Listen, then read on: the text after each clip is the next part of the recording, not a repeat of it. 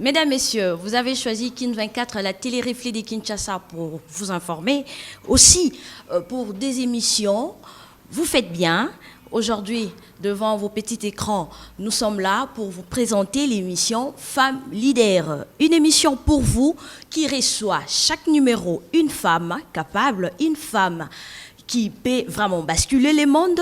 Aujourd'hui, nous avons avec vous Madame Betty Chamala qui va se présenter.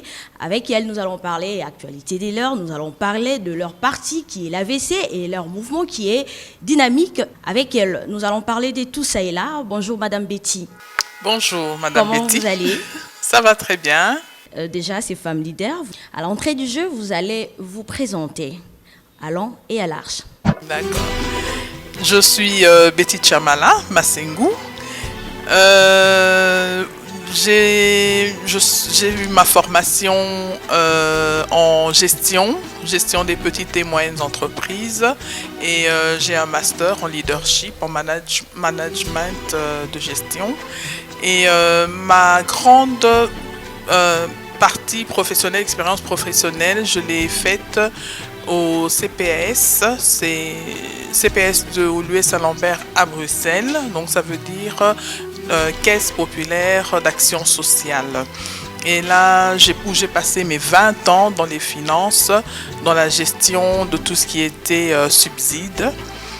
Et je suis depuis peu à Kinshasa, où je suis dans le service de contrôle et de paye, le CECOPE, une institution de l'EPST, dans le service de contrôle interne. Et à côté de cela, je milite dans le parti AVC, Autre Vision du Congo, cher à Maître Boudimbu, l'excellence, qui est actuellement vice-ministre de l'EPST. Et nous avons également la Dynamique Fachi, qui est une association qui soutient les œuvres du chef de l'État, qui accompagne le chef de l'État dans sa lutte pour un bien-être de la population congolaise. Voilà ce que je pourrais un peu dire. Voilà, à la découverte de Betty Chamala, femme d'influence, femme leader avec vous, pour vous, chez vous. Betty Chamala, avec tout ce que vous avez comme potentialité aujourd'hui, comment vous faites pour partager la femme des ménages aujourd'hui? On doit se le dire, nous sommes femmes, nous allons rester femmes. Femmes des ménages, femmes politiques, femmes bureaucrates. Ça se passe comment? Vous savez, le temps, c'est l'homme qui le gère. Donc, en tant que femme, nous avons un rôle important à jouer dans la société et raison pour laquelle je me verse dans ce rôle, dans tous ces rôles, pour pouvoir apporter cette pierre que la femme doit apporter, que la femme peut montrer, manifester qu'elle est capable de faire bien de choses. Et surtout quand on voit que l'éducation de la nation, donc ça veut dire que tu sois homme ou femme, c'est la femme qui éduque cet homme, qui éduque cette femme, déjà au niveau de nos familles, de nos foyers. Et je pense que dans la société, en dehors du foyer, nous avons un rôle à jouer, nous avons des capacités à pouvoir mettre au service de la nation. Aujourd'hui, vous êtes derrière la politique. La politique ne vous échappe pas. Vous êtes membre cadre de l'AVC, votre parti politique, qui inclut au sein de lui la Dynamique Fachi. Comment se porte AVC et puis Dynamique Fachi jusqu'à-là? AVC se porte très très très bien. Nous sommes en train de militer et je lance un appel pour ceux qui sont intéressés. Venez nous rejoindre. Nous devons être des acteurs de notre pays. AVC a décidé d'être acteur du développement de notre pays et nous ne pouvons pas accepter d'être, je dirais, un peu la risée du monde. Et je pense que nous avons cette capacité et l'AVC a décidé de pouvoir se battre sur ce champ de bataille et de pouvoir vaincre cette pauvreté qui est en train de miner notre pays. Et nous pensons que c'est possible. Avec la dynamique Fachi, ce que nous faisons, nous créons la visibilité des œuvres, des efforts que fait notre président, son Excellence Félix Antoine Tshisekedi, qui milite pour que la qualité de la vie du Congolais puisse changer. Et cela est possible. Et avec l'AVC, nous croyons que c'est possible. Voilà pourquoi nous sommes sur ce champ de bataille à militer pour que nous puissions vaincre cette pauvreté qui nous mine. Vous avez parlé des ambitions de l'AVC. Vous avez parlé de projets aussi, de ce qui fait l'AVC au sein de la classe politique congolaise. Depuis son accession au pouvoir, Félix Tshisekedi aujourd'hui, nous sommes devant un grand problème qui touche les pays, pour ne pas parler de la crise au sein de la classe politique. Aujourd'hui, le président a initié les consultations. Pourquoi avoir initié ces consultations ? Je crois que dans les 6 minutes du président, donc lors de son discours du 23 octobre, il a été clair que la coalition avec le FCC ne répondait plus aux attentes, ne répondait pas aux attentes qui s'étaient fixées. Et donc, il était important de s'arrêter et de pouvoir trouver d'autres options. Le Congo est grand et il y a beaucoup qui veulent militer pour un Congo fort. Et quand on voit que les choses ne marchent plus, je crois que c'est important de prendre le courage de dire maintenant c'est bon et trouvons d'autres solutions. Donc, nous encourageons ces consultations que fait le président et nous savons qu'il a cette volonté, cet amour pour ce pays et manifestement le FCC a bien montré que le bonheur du Congo n'était pas leur premier objectif, c'était pas leur premier objectif. Ils ont d'autres objectifs, d'autres agendas que eux-mêmes le savent, mais pour le moment nous avons constaté que c'est vraiment pas dans leur volonté que le Congo puisse avancer et voilà pourquoi s'il faut les mettre de côté, ils seront mis de côté. S'il faut fonctionner avec eux, ils doivent pouvoir s'aligner sur le programme du chef de l'État. Aujourd'hui, vous avez attendu à ce que Félix Tshisekedi accède au pouvoir pour changer catégoriquement vos avis. Avant, c'était FCC cash ou rien. Vous avez passé des accords aujourd'hui qui ne dit pas son nom. À quoi vous jouez? Est-ce que la coalition FCC cash doit continuer? Vous devez mettre un terme, ou bien nous sommes obligés de vivre, la population, je me mets à la place de cette population, nous sommes obligés de vivre ces cinémas. Plusieurs fois, le chef de l'État a exprimé sa volonté de voir l'homme changer. Il a espéré que le FCC pouvait changer de comportement et finalement se mettre au service du pays. Malheureusement, après 2 ans, ils constatent avec beaucoup de regrets qu'ils n'ont pas cette volonté. Voilà pourquoi est-ce qu'elle a décidé d'arrêter. Aujourd'hui, Félix Tshisekedi a décidé d'arrêter avec cette coalition FCC Cash. Vous l'avez dit tout haut. Quelles sont les attentes de votre parti AVC par rapport à ces consultations? Pour le moment, il a dit qu'il voulait faire un gouvernement d'union sacrée. Il veut mettre tout le Congolais. Tout dépendra du président. Nous ne savons pas, nous ne pouvons pas nous prononcer. Il sait qui il mettra et nous faisons confiance à ses choix. Et nous croyons qu'il a une bonne vision et toutes les donne entre ses mains pour pouvoir faire décoller notre pays. Notre pays a besoin de décoller. Notre pays n'a même pas besoin de 10 ans, de 100 ans pour décoller. Je pense qu'avec un peu de volonté, un peu d'organisation, nous pouvons voir le changement dans notre pays. Et donc le président se lance dans cela, il se bat pour que comme on dit, tout est possible à celui qui croit. Donc si nous croyons, c'est possible, avec toutes les potentialités que nous avons, et ne pas avoir de richesse dans notre pays, à ne pas vivre dans ce niveau de pauvreté est inacceptable. Donc je comprends la position du président de vouloir changer, de vouloir bousculer les limites qui ont été imposées à notre pays. Aujourd'hui, quand vous dites que le président a cette obligation, ou bien ces droits-là, de former le gouvernement d'union nationale, plus d'un Congolais, au sein de la classe politique, parle de la violation de la Constitution. Félix Tshisekedi aurait violé la Constitution. Aujourd'hui, est-ce que ces gouvernements, les FCC, feraient partie? Vous savez, chacun a le droit de penser ce qu'il veut. Je pense que la Constitution a été violée plus d'une fois par l'ancien régime. Je citerai juste un seul fait.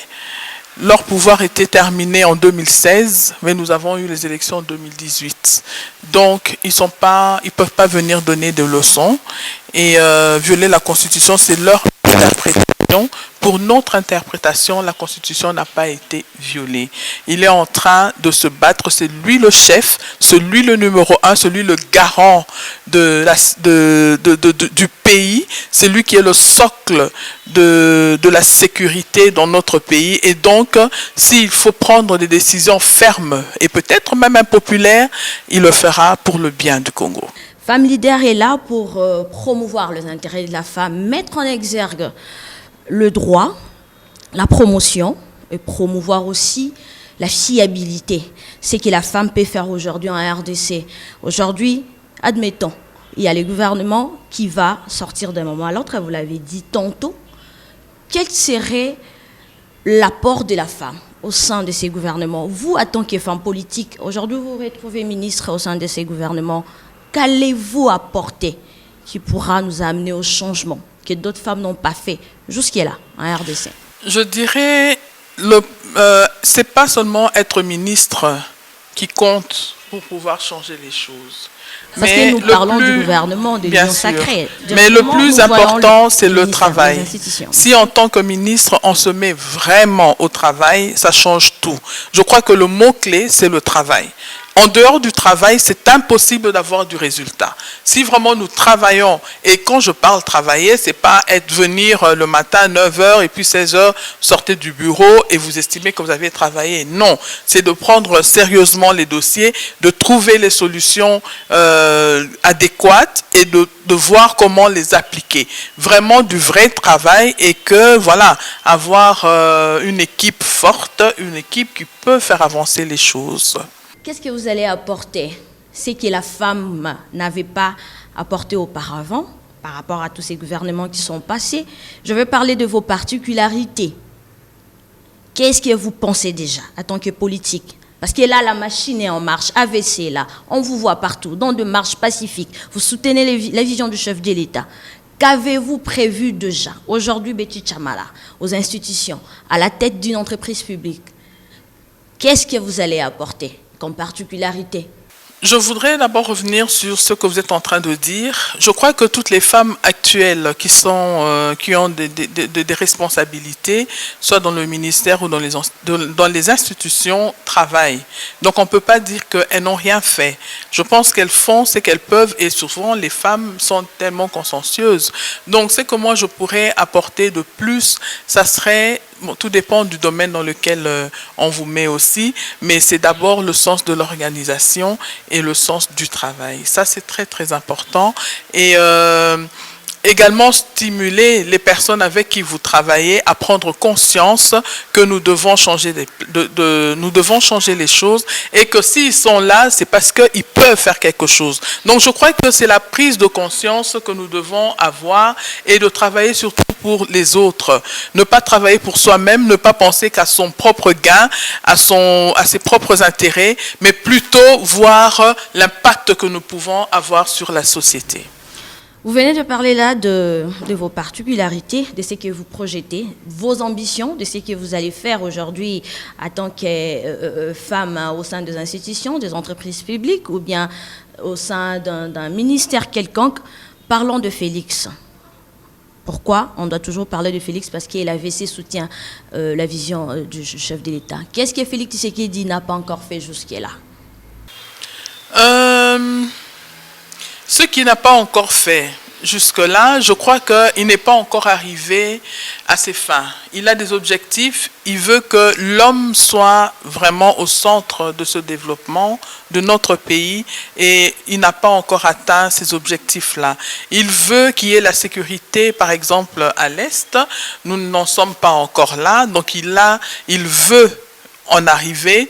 Il veut que cette pauvreté puisse quitter notre pays, il veut que notre monnaie soit forte, il veut que que ce Congo puisse ressembler à quelque chose de beau, il veut que nous puissions avoir des bonnes routes, il veut beaucoup de choses, il veut une organisation correcte, il veut des institutions fortes, il veut un parlement fort, il veut un Sénat fort et un Sénat ou un parlement ou des institutions qui militent et qui se battent pour donner des solutions aux problèmes de la population.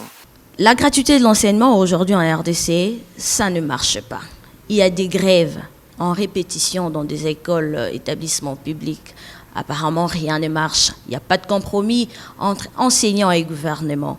Jusqu'à-là, après 2 ans au pouvoir, en tout cas, vous allez parler d'une réussite ou encore des échecs. Dire que la gratuité ne marche pas, c'est faux. La gratuité marche. Là où j'ai été au fin fond, dans le Grand Kasaï, je me suis arrêtée à plus de 10 écoles publiques. Et à chaque fois, je posais la question si les élèves payaient le Minerval et tous me disaient qu'ils ne payaient pas du tout le Minerval.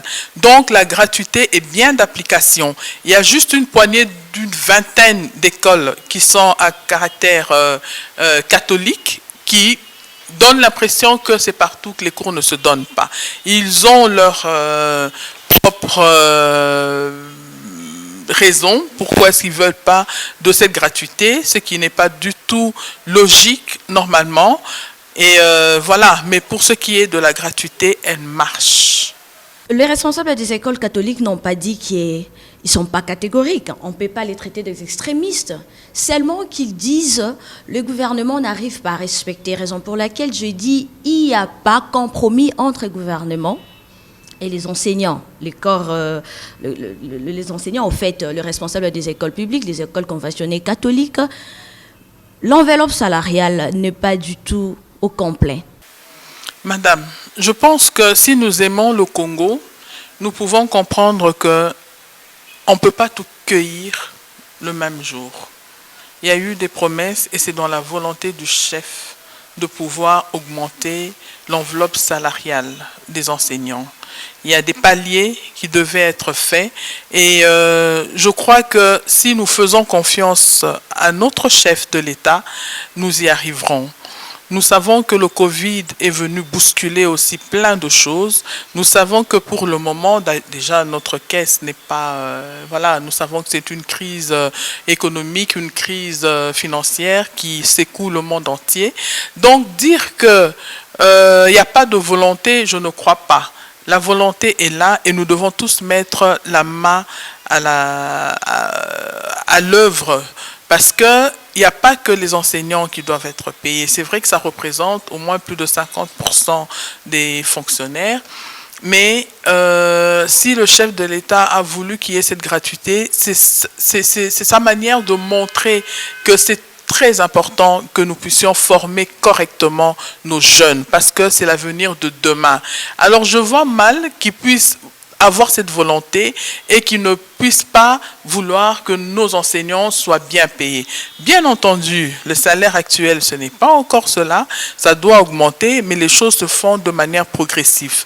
On ne peut pas aujourd'hui prendre l'engagement de monter directement les salaires à 500 ou à 700 $. S'ils pouvaient le faire, je crois qu'ils le feraient de gaieté de cœur.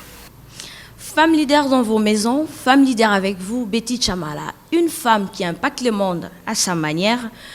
Betty Chamala, aujourd'hui, il y a beaucoup de structures pour militer pour l'intérêt de la femme. Vous ne pensez jamais à faire ou à créer une structure pouvons aider la femme à émerger, la jeune fille congolaise qui se retrouve dans la rue, sans appui, désespérée. Vous n'avez jamais pensé à ça? Au sein de la dynamique, nous avons certaines activités avec les femmes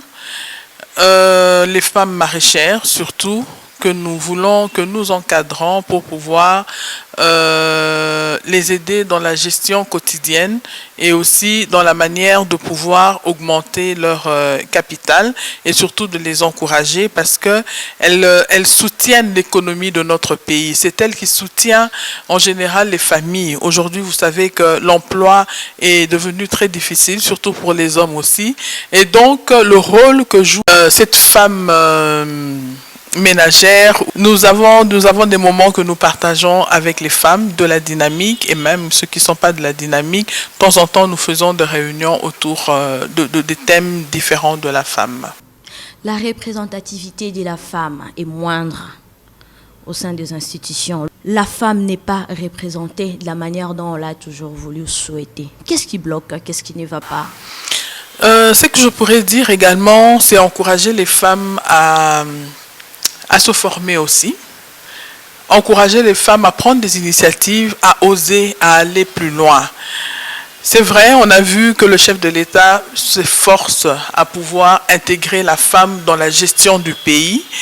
Et cette ouverture qu'il nous fait est très importante. Et donc, je pourrais lancer un appel à toutes les femmes qui se sentent capables à s'investir dans cette gestion de l'État, de pouvoir le faire. Donc je crois que nous, les femmes, quelquefois, nous nous sommes aussi laissés un peu, allez, je dirais peut-être pas malmenées, mais voilà, on est un peu resté à l'arrière. Ça faisait aussi partie de nos coutumes et c'était aussi un peu le système dans le monde. Donc ce problème ne se pose pas qu'au Congo, même dans d'autres pays, on cherche à avoir cette parité homme-femme. Aujourd'hui, nous parlons aussi de la parité femmes, hommes et femmes, vice-versa. Un problème, un dilemme au sein de mariage. Aujourd'hui, les femmes ont du mal à comprendre cette expression, cet aspect de choses. Aujourd'hui, les hommes se plaignent en disant que la femme n'est plus la même femme qu'on a connue jadis. La femme respectait l'homme et aujourd'hui, avec cet aspect des choses, avec ces systèmes ou ces slogans de la parité, rien ne marche. C'est tout à fait normal que les hommes se plaignent.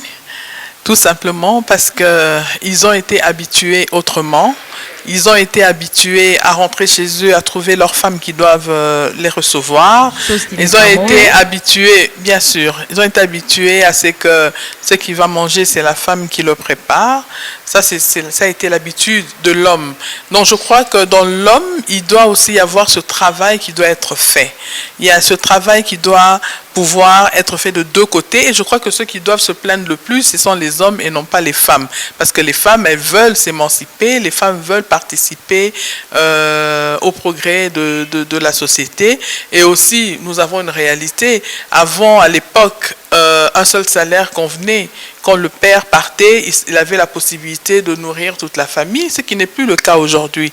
Donc la femme est obligée de s'impliquer aussi pour que dans son foyer, qu'il y ait aussi de quoi vivre correctement. Betty Chamala, qu'est-ce que vous comptez aujourd'hui donner à la population, le meilleur de vous en tant que femme? En tout cas, à vos derniers souffles, c'est que le Congo pourra dire aujourd'hui, on a connu une Betty Chamala qui a travaillé pour le pays. En 2 phrases. Ce que j'aimerais, moi, pour le Congo, c'est de pousser les gens à s'impliquer dans le fonctionnement de notre pays. S'impliquer, comme je le disais tout à l'heure, c'est pas seulement dans les institutions, comme on entendait le chef de l'État qui voulait que nous puissions, nous voulons avoir plus de 20 millions de Congolais millionnaires. Donc ça veut dire que dans sa phrase, dans ce il souhaite, c'est l'entrepreneuriat. Qu'aujourd'hui, le Congolais puisse entreprendre, avoir des grandes entreprises, avoir de grandes organisations. Et voilà. Donc, ce que moi, j'aimerais, si j'y arrive, c'est de voir aujourd'hui 3, 4, 5, 10 personnes pouvoir créer leur entreprise, fonctionner et se développer. De voir des personnes qui ont commencé peut-être un commerce avec 5 000 francs et demain de les voir avoir une grande entreprise et tout ça, ça serait vraiment génial si j'y arrive.